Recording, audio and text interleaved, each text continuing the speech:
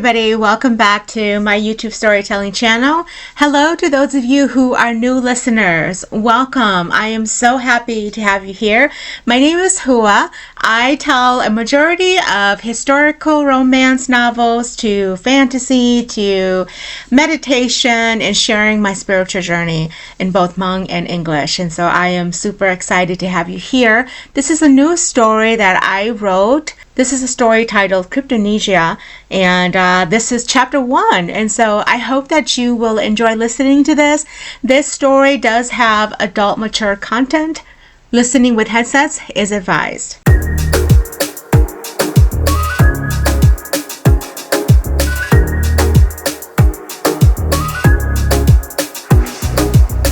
I remember when we woke up, how your body looked like porcelain in the light. No complaining, we were alright. But then again, I thought we were one of a kind. Oh, na-na, oh, you're good with lies.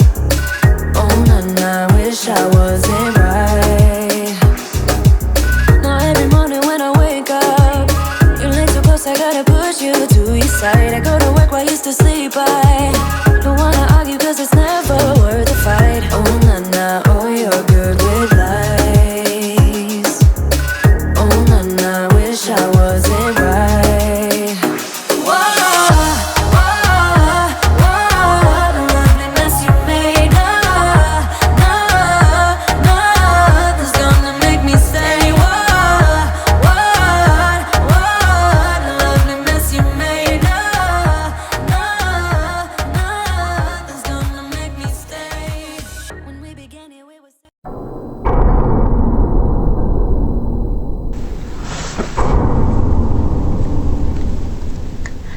The castle walls were well lit with a stench from the dungeon that seemed to roam around the chamber halls. Even with the windows wide opened and the cold November air blowing in, it was carried through the halls, staining the air with a disgusted taste that made one gag. No one would know how evil the king was when it came to torture. Only his prisoners knew, and the dead don't speak. The torture chamber held the many tools that took the lives of so many people. Dried blood etched on the walls, a bucket full of loose stools, and a spiked chain hung on the wall. Soft groans from dying men echoed from inside the dimly lit prison cell. Hung on the wall, the latest prisoner to be tortured was Lord Luke Tai, 4 days into torture and his legs had given out. He was close to snapping his arm sockets out since his knees were nearly hitting the ground. Anger filled his every fiber as he tried to reason his mind as to what made this clan capture him. What did they want from him? As lord of his own clan, north of this territory, he had always made sure he never stepped into the land of the Yanis. They were known to take strangers as captives and take lives as they saw fit. They didn't care for reason, and here he was, captive and dying from losing blood. His hands were locked tightly in a chain, and his arms ached, hurting so much so, forcing him to twice bite his tongue on accident. He heard the sound of footsteps, and he watched as a delicate woman wearing a black cloak entered the chamber. His eyes widened at the beautiful face before him, and he wondered what she could possibly be doing here. Her hands were milky white, and her flesh was that of a lady. She stood barely 5 feet tall and looked quite fragile. When she neared him, she removed the hood to reveal a head of black hair that he was sure that was long and soft. She came to him and looked over her shoulder to make sure no one saw her. Then she pulled a piece of bread from her sleeves and handed it to him. He was near death, dying of hunger, and he ate that bread like a dog. She pulled out a small bottle of water and opened it to help him drink. The liquid ran down his throat, and he coughed as she tried to quiet him down. And then she pushed a pill into his mouth, and he wondered if it was poison. She clamped her hand over his lips, forcing him to swallow. "Shh," she whispered. "It's a medicinal pill to help with your wounds." When she removed her hand, he watched as she looked over her shoulder again. She was too delicate to be here. The blood in this room was a sore sight for her gentle eyes. When she turned back around to look at him, he saw how truly beautiful she was. The cloak hid her body, and she smelled of something sweet and fresh. "Who are you?" he asked in a hoarse voice. She swallowed hard and pulled the hood over her head again. "It's best if we do not talk. Just know that I too despise the Yanis people. They took what belonged to me without care and have ruined everything in my life." And then she paused and looked him directly in the eyes. "If I help you recover and save you, when you escape, will you promise to take me with you?" Luke felt his heart hammer against his chest as the pill she gave him began to explode inside his body, numbing his pain, and he relaxed. "Yes, I will take you with me, but you must tell me who you are." She looked away and whispered, "I'm a prisoner, just the same as you. I will try to visit you again." As she turned to go, Luke whispered hoarsely, "Wait, what's your name?" "Francesca. Lady Francesca Moor." He watched as she disappeared through the door and quickly vanished behind the darkened walls. So that was Lady Francesca Moor, the woman he was supposed to marry but had turned down because he went to war. He didn't want to make a woman a bride and a widow at the same time. Seeing her deeply brown eyes and beautiful face, he regretted not having her as his own. She was now probably here as bride to one of the many lords. Pain struck his heart as he thought about her last words. "I will try to visit you again." The medicine in his body made him drowsy, and sleep came at last after 4 grueling days. The wedding was going to be in 3 weeks, and Francesca wanted a way out of here. She had no idea if the prisoner in the dungeon could do it, but she could bribe him enough with food and water he might just bring her with him. The look on his face when he promised her was something that made her feel hopeful, as he also wanted to be freed. It hadn't been her intention to be here, but the man she was supposed to marry had denied her, and in a desperate act of saving reputation, her father forced her to the Yanis clan. The man she was engaged to, Lord Pierce, was the vicious hand behind the torture of prisoners. She had seen his dark eyes gaze into her, and all she saw was a future of herself on her knees at his bedside while he slept soundly. She would never survive, and needed to find a way to flee from here. Getting into the dungeon was not an easy task. The guards wanted money, and she had sold her last dowry to collect a good amount to last her until the wedding date arrived. But she had to be careful, because if someone found out, it would be her head on a plate delivered to her own father. Francesca loved the man, her father, she did, but she also hated him when it came to the man's decisions to save himself. It had been a long journey from home to the Yanis clan, and without a ship, she would never see the lands of the Moor again. But she was hopeful, for she had found the help of a prisoner who was wrongfully captured and tortured. The man was a large one, a general, she'd hope, and would be able to free her. With that thought in mind, she forced herself to dress appropriately for breakfast. When she descended down to the dining hall, Lord Pierce was already seated there, eating a bowl of fresh strawberries. He was a man of many cold stares, just like the one he was handing her now as he watched her. He hardly had a good day to share with anyone, and she was afraid of what he would do to her inside the bridal chamber. She'd heard the words of maids being taken against their will, and their virginity stripped from him just because he could. The black tunic he wore today made him appear even more cunning, and she felt her body shake as she sat down. "Your late arrival to breakfast must mean you were wandering on grounds forbidden," he said as he watched her. Francesca forced a tight smile and tried to relax her shoulders. "My lord, a woman has too many buttons and laces to fix on her dress. Forgive my tardiness." Smiling, he replied, "A woman's dress has little when it comes to casual gowns. I should know. I have removed more of them than anyone else. What lies you speak of, my lady? And it has taken quite a shocking turn with me. Where were you?" She cleared her throat and gazed at him. "I know not of what you speak, my lord. I was in my chamber dressing for breakfast. If you had removed as many gowns as you claim, you would know that French styles have a more delicate sewing, and without care, buttons become loose and scatter." Laughing, Paris replied, "You are truly your father's daughter. A pair you make. Both liars." "And that would give me a great start to being lady of this manor, would it not? As it is full of lies itself." Pierce slammed his hand on the table, causing the wine to spill and red liquid dripped from the edges of the table. He slowly pushed his chair away and stood up, walking to where she sat. He reached out and gripped her shoulders tightly, causing an ache to form beneath her flesh. He bent down to her, and she could smell his ungodly scent. "Hear me well, my lady. Within these walls, if you dare to speak to me like that again, I shall rip your tongue and hang it on the door of your chamber as an example. The woman who will become the lady of this manor is meant to be blind in her eyes from my wrongdoings and mute from her voice to speak against me. If you choose otherwise, you will be leading a very lonely life within these walls. You are only alive now still because I have not signed the marriage decree completely. Once that is done, I shall have you any way I want, and you will be grunting with desire like a pig seeking leftovers from the dirt. Remember that." He shoved her away and walked out of the room as tears filled her eyes. The shoulders he'd grasped was now flaming with pain, and she sucked in a deep breath as she rolled her shoulders, removing the ache from her body. This was going to be her future. The woman was back again. Luke lost count of how long she was gone, but it felt like 3 days. She was once again wearing the same black cloak and covered herself completely. She gave him some dried fruits and water, and he noticed that her eyes weren't alive as it was the first time she came to him. Did something happen? "Are you all right?" he asked. She nodded and continued feeding him. "I'm all right." Then she paused and looked up directly at him. "I have exactly 21 days until the wedding.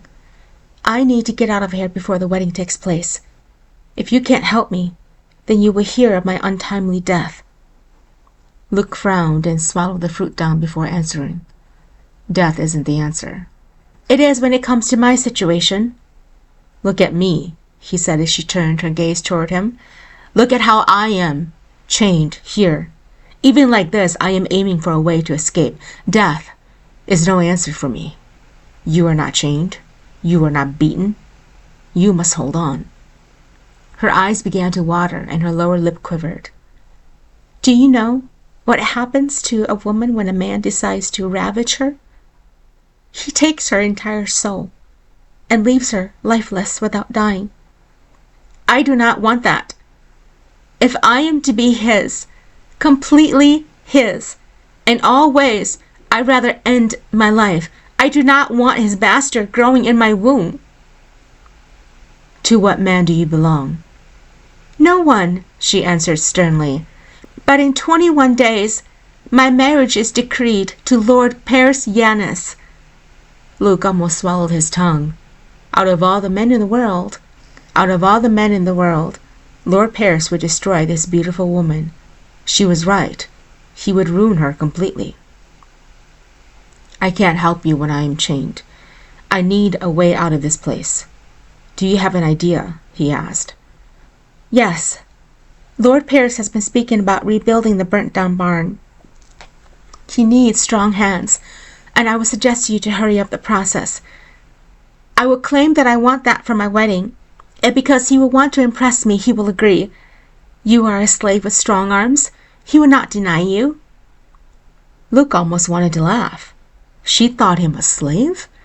But he kept his mouth shut, because if she knew he was the man who turned her away, she would not help him.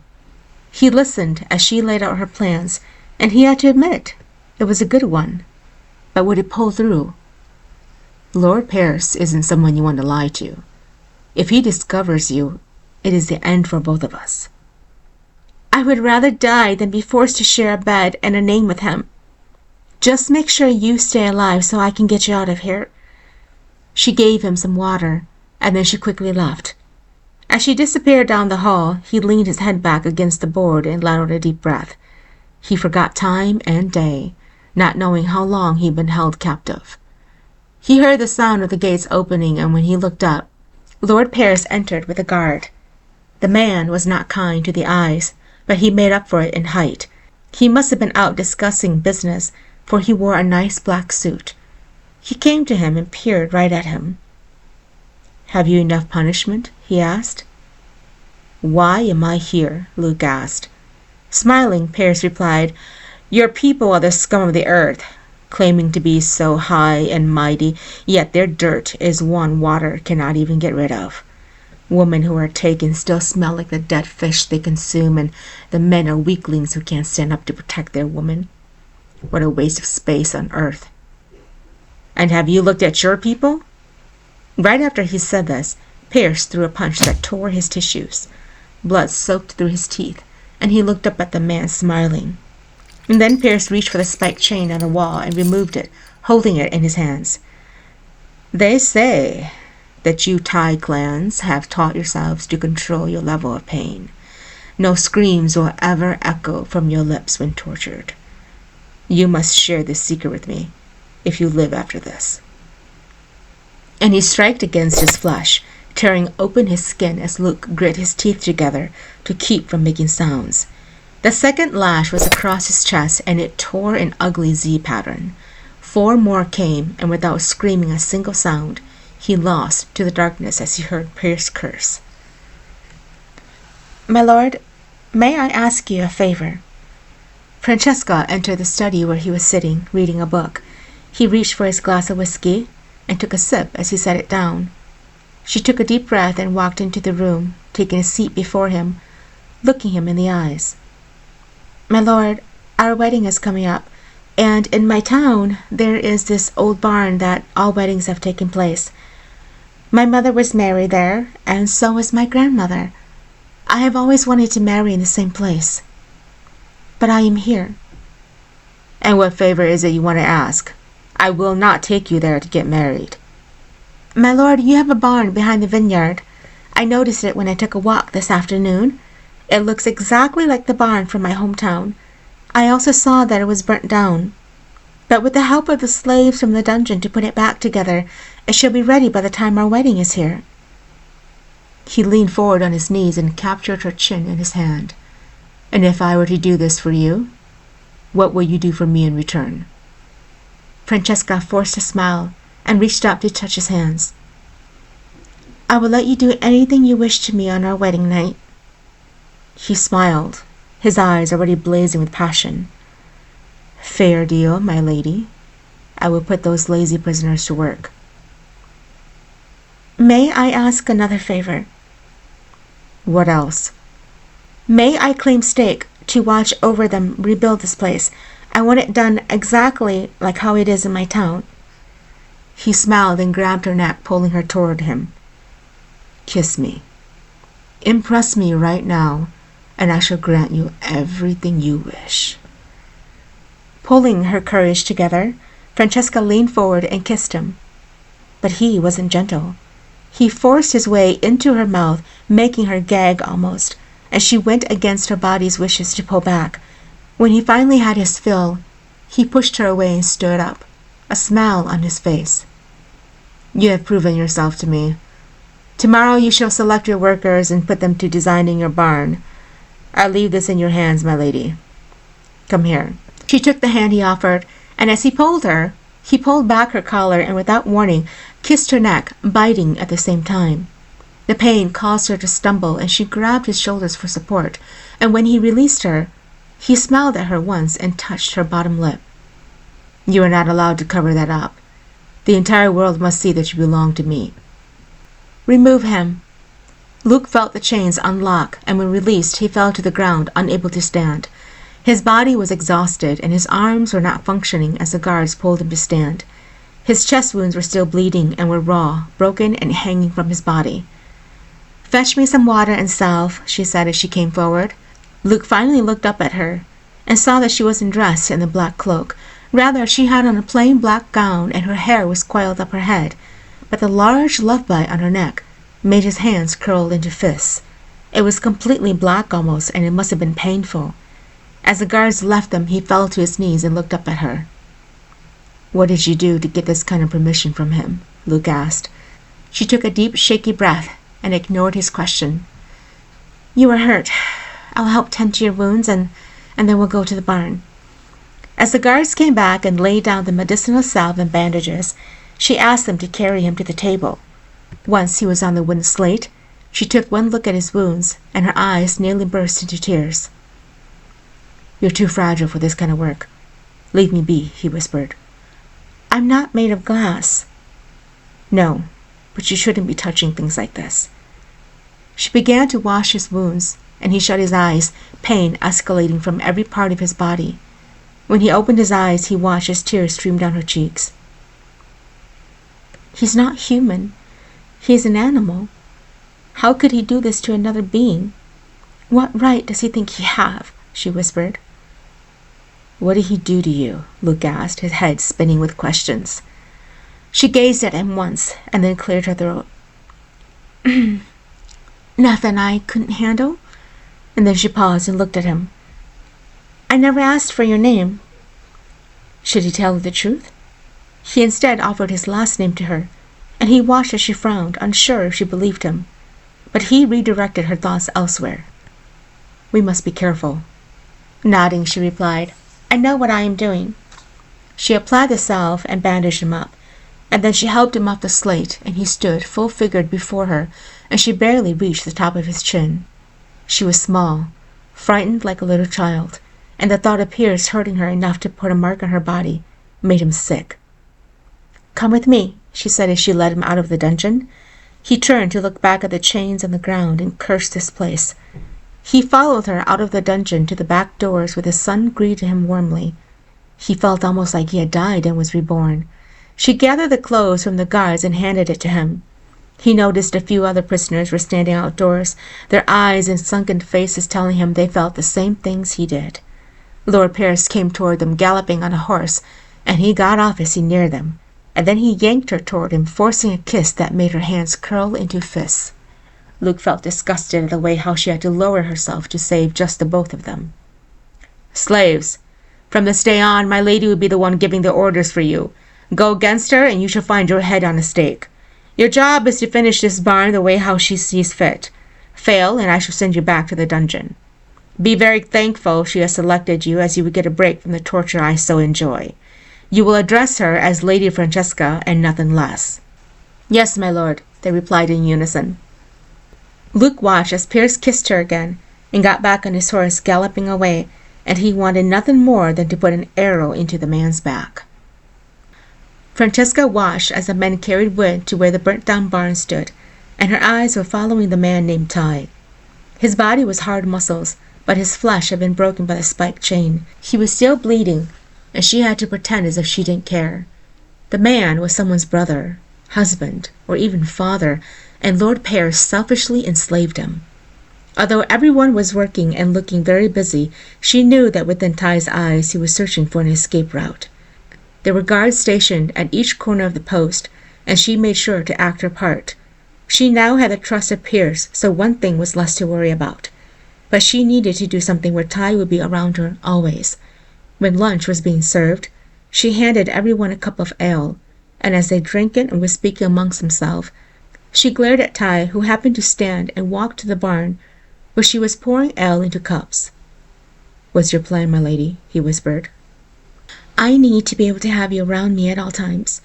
We need to make him believe I am unsafe without you. He watched a few guards, and then he cleared his throat. I can help with that. But you may get hurt in the process of it. I'll do it. I'll do anything so long as we can speak freely. Do you see that guard over there? He asked, nodding his head to the left. She nodded her head. We will sacrifice him. I need you to make it look as if he's trying to take you against your will. Lord Pierce would never stand for anyone who touches what belongs to him, and he would stand next to those who stand up for what is his. Francesca let out a heavy breath. I believe that too. Make sure you come according to time. If I am hurt beyond my reason, the first person I will harm is you. She walked toward the guard and pretended to drop her sachet bag.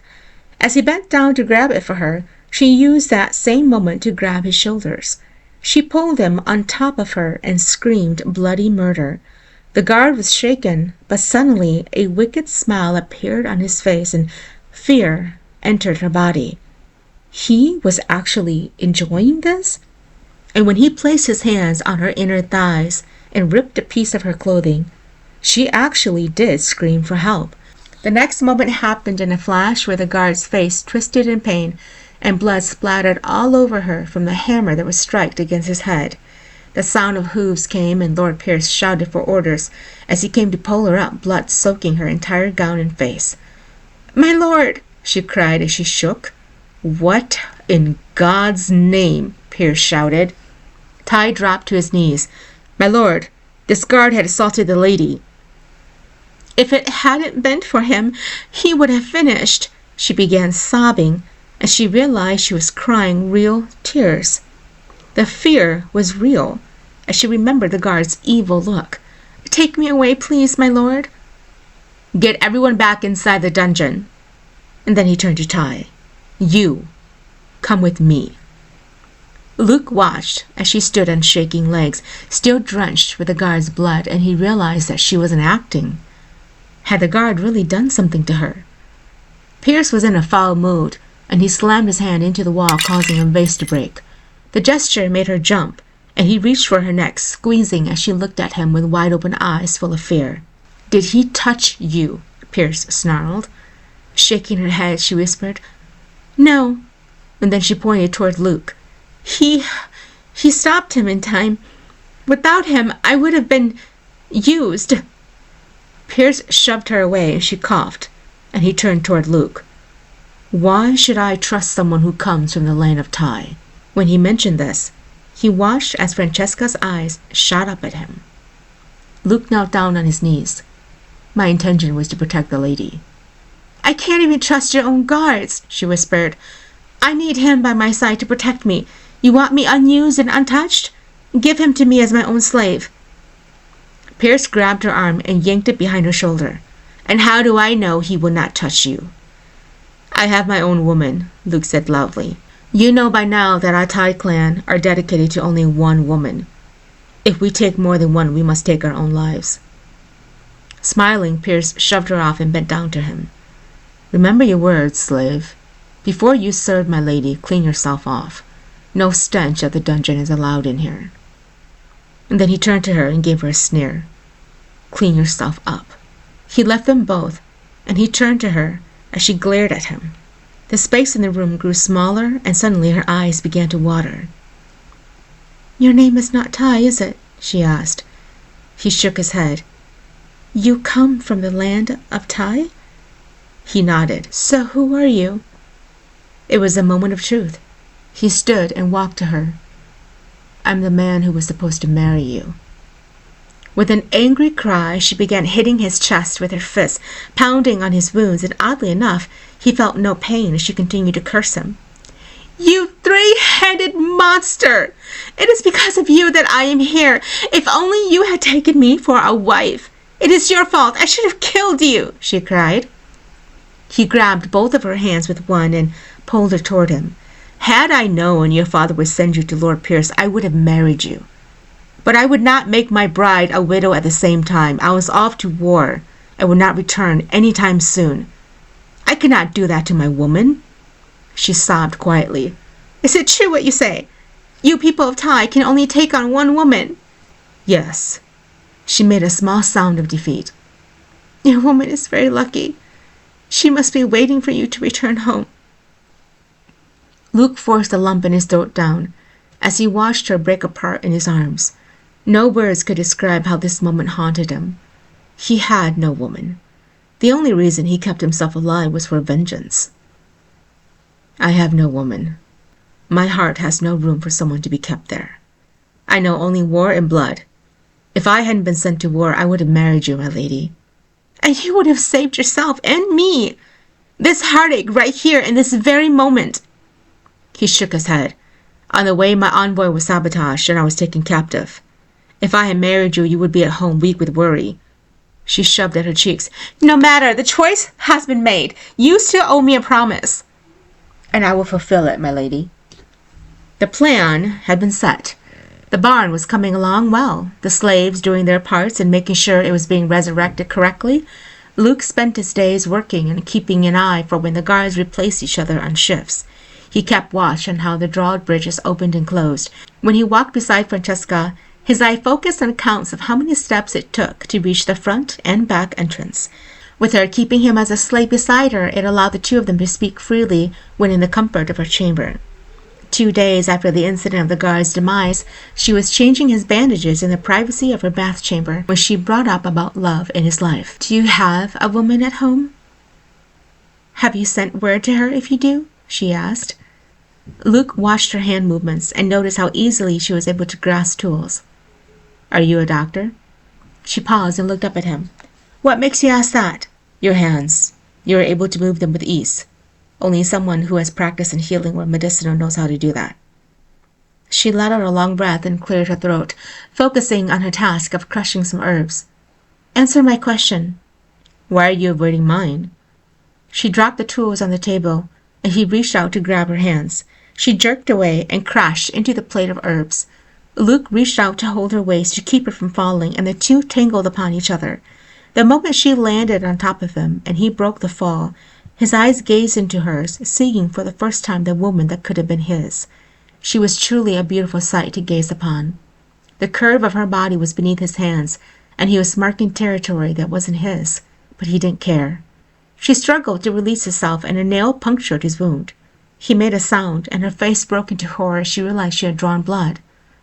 "Apologies. I have been careless. Let me help you." He sat up, and she moved away as he shook his head. "It's quite all right. Do not worry about my wounds." "They will leave scars." "What man doesn't have them?" She lowered her eyes. "What hurts more? The scars that are visible to the eyes, or only the ones your heart knows?" Luke felt his heart ache for a moment, and then he replied, "If you're asking if I'm regretting letting you go, the answer is yes. Had I known that we would meet this way, I would have risked you becoming a widow and bride together. Perhaps that way I would be at peace knowing that you are safe." Smirking, she said, "It's too late for that, my lord. You have made a choice, and it caused the both of us to become prisoners of our hearts. You could not fulfill your duty as a husband to me, so now fulfill your duty as a rescuer. Perhaps I might one day forgive you." "I will if you promise me something." "What is that?" He took her hands gently in his. "Promise me not to let him have his way with you just to save me. If anything, I would rather you save yourself." She removed her hands from him and gave him a sad look. "How can I do that? If I were to deny him access to my body, he would assume the worst and put a guard to watch over me. Our chances of escaping would be jeopardized, my lord. If you trust me, just allow me to do what I know I can." "At the cost of you losing your virtue?" "My virtue was lost the day you denied me as your bride," she said with tears shimmering in her eyes. "I knew I would never become a lady of the Thai people, and it broke my heart because my father would look down upon me as a worthless daughter. He sent me here to become Lord Pierce's bride as a last chance to save his reputation as a father. You and I both know what that man does to a woman. I have seen the chambermaids unable to walk the morning after spending a night with him. I have seen the bloody sheets after a servant is forced to take a concoction to murder the life inside her womb. So if you do not help me now, I will never forgive you in this lifetime or the next." Thank you for tuning in. Chapter 2 will be out shortly.